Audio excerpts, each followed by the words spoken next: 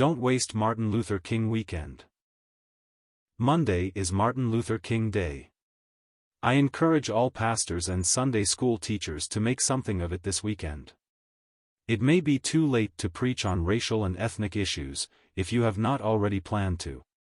But it is not too late, if you read this on Saturday, to plan to simply take note of the day and speak a word of exhortation to your people concerning their hearts in matters of race and ethnicity.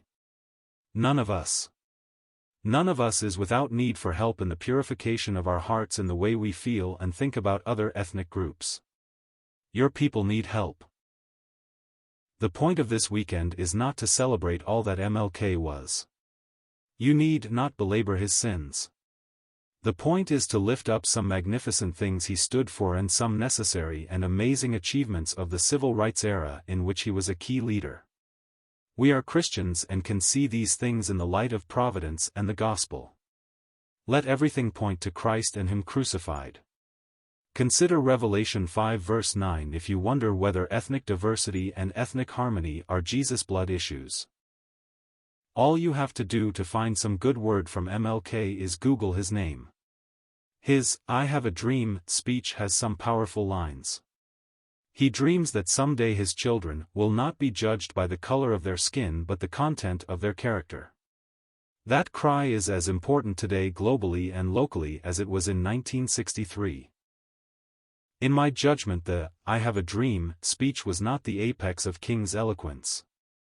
That is reserved for certain passages in Letter from a Birmingham Jail, April 16, 1963. Here is the most powerful word from King I have ever read. Perhaps it is easy for those who have never felt the stinging dart of segregation to say, wait.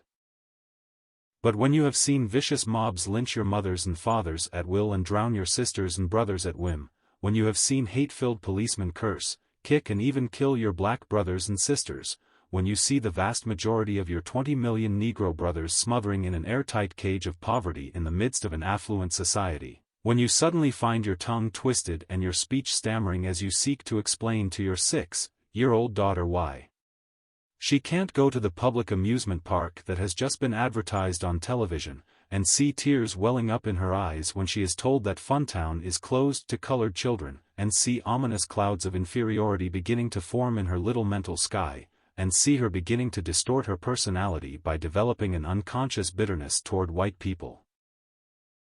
When you have to concoct an answer for a 5-year-old son who is asking, "Daddy, why do white people treat colored people so mean?"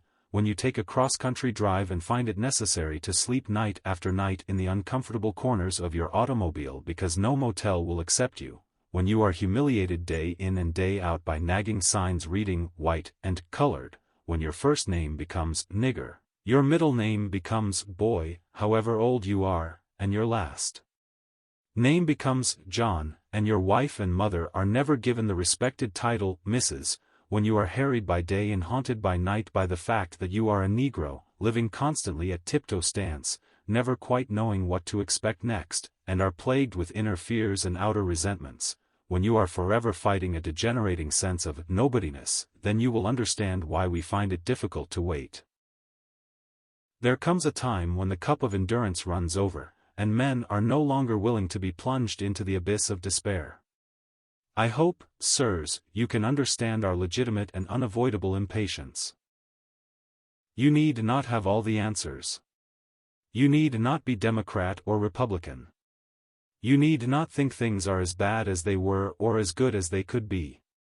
What you need to do is press the issue of ethnic ill will on the consciences of your people in the name of Jesus, who came to us when we were more alien to Him than anyone has ever been to us. God give you courage and grace.